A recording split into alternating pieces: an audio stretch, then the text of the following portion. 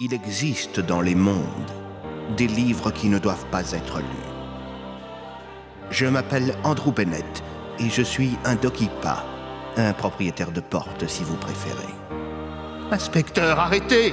Inspecteur! Précommandez dès maintenant votre figurine Andrew Bennett sur shop.superflamestudio.com. Le lien est en description. Bonjour à tous, je suis content de vous revoir. J'espère que vous allez bien, que vous avez apprécié l'épisode précédent et que vous apprécierez tout autant celui-ci. Servez-vous un petit chocolat chaud, installez-vous confortablement, fermez les yeux et laissez-vous guider par le son de ma voix. Mes amis, nous repartons ensemble pour Marmottin et d'autres lieux. Soyez les bienvenus dans le 3e chapitre de cette Super Flame Story.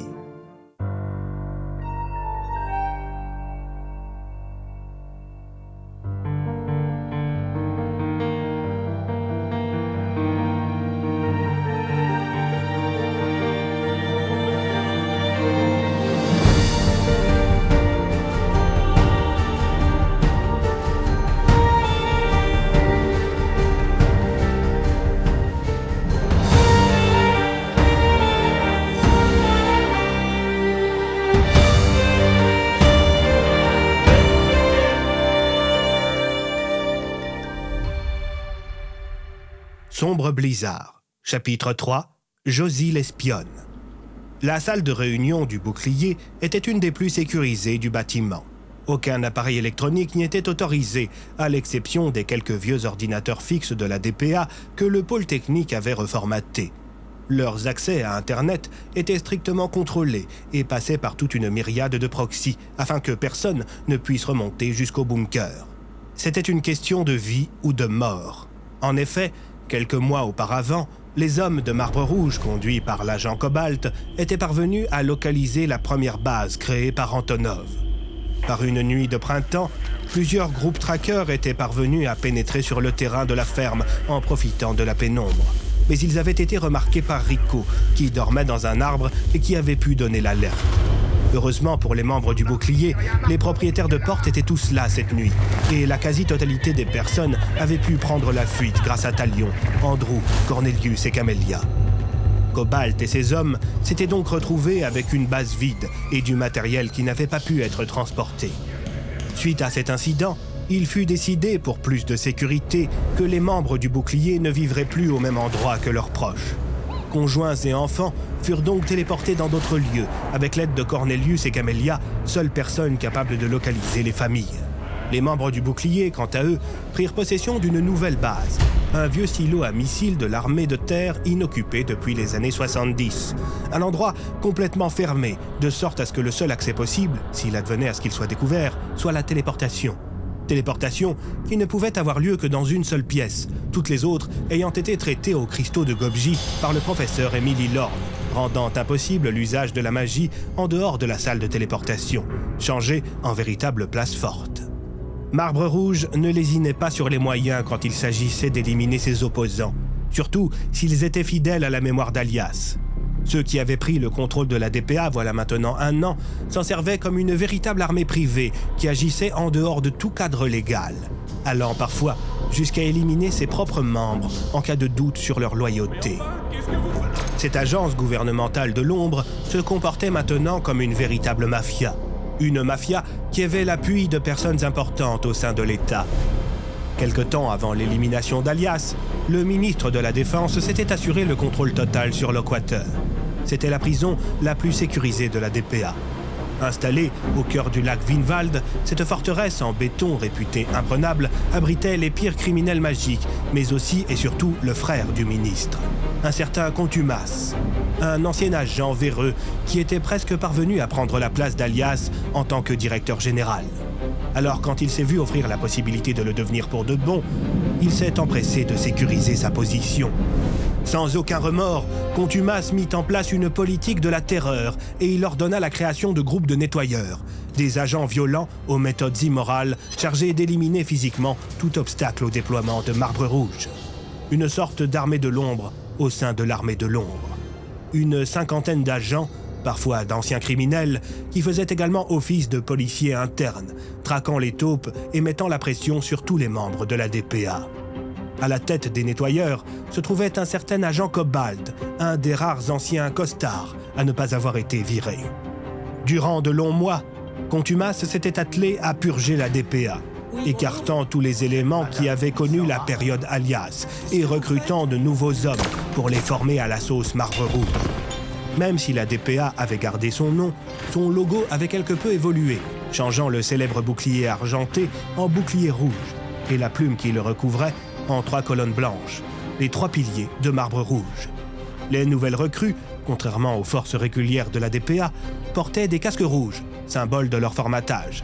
Afin d'asseoir leur emprise sur le reste des forces armées, qui comptaient tout de même plusieurs centaines de combattants, les casques rouges obtenaient facilement des postes d'officiers supérieurs, ce qui leur permettait d'avoir une emprise par le grade sur les autres troupes.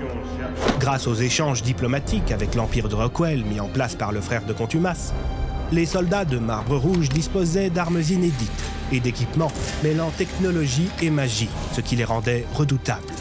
Une chose que Contumace jugeait nécessaire, car contrairement à son frère Jérémia, il ne faisait pas trop confiance au général Railway, ce qui était parfois la cause d'échanges houleux entre le ministre et lui. Voilà, de manière synthétique et accélérée, ce qui s'était passé au cours des 12 derniers mois. Une prise de pouvoir de Marbre Rouge et le début d'une partie de cache-cache entre la DPA et les membres du bouclier.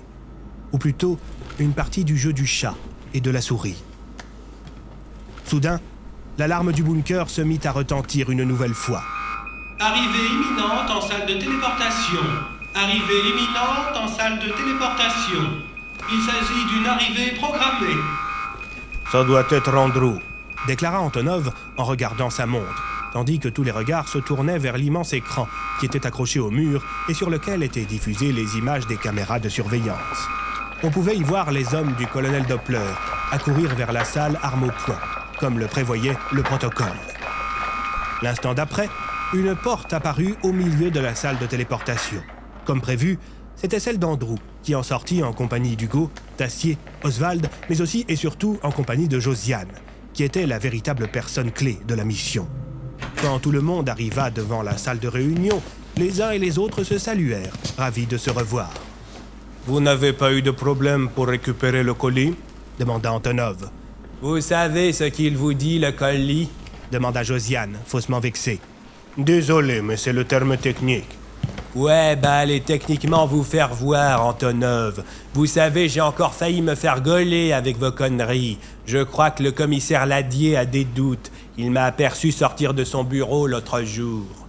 Sur ces paroles, Josiane s'assit autour de la table et commença à fouiller dans son sac.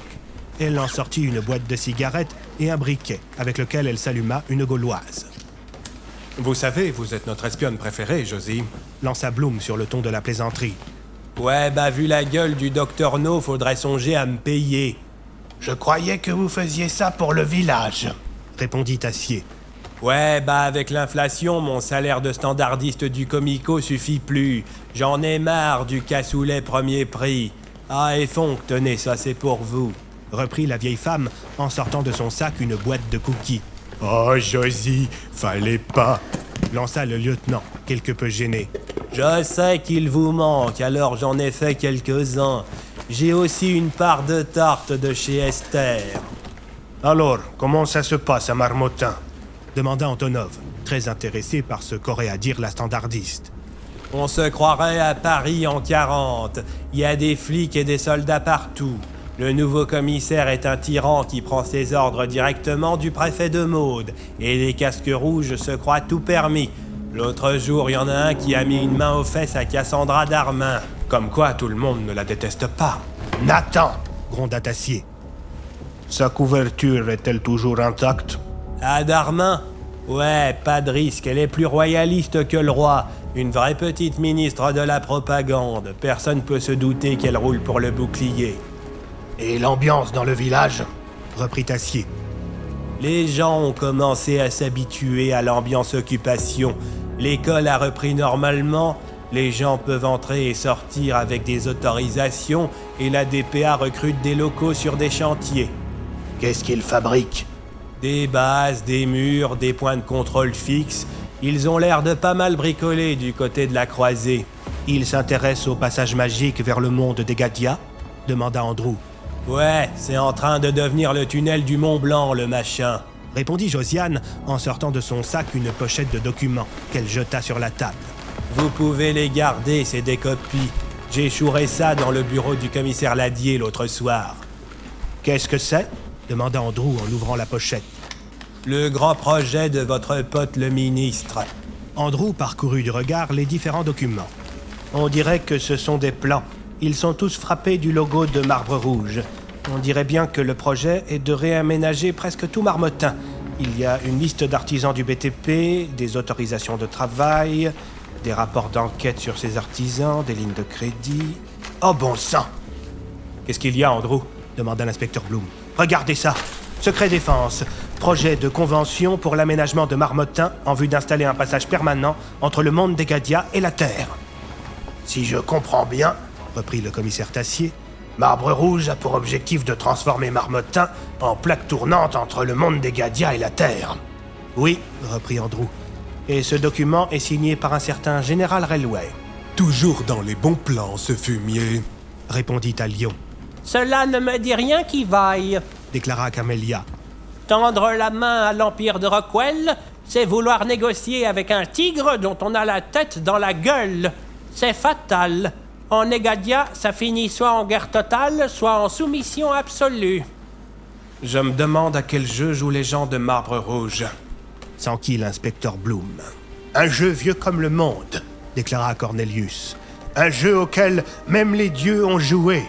Un jeu qui a fait de Olheim le père de tout. Le jeu du pouvoir absolu. Et comme le dit l'adage, répondit Tassier, le pouvoir corrompt, et le pouvoir absolu corrompt absolument.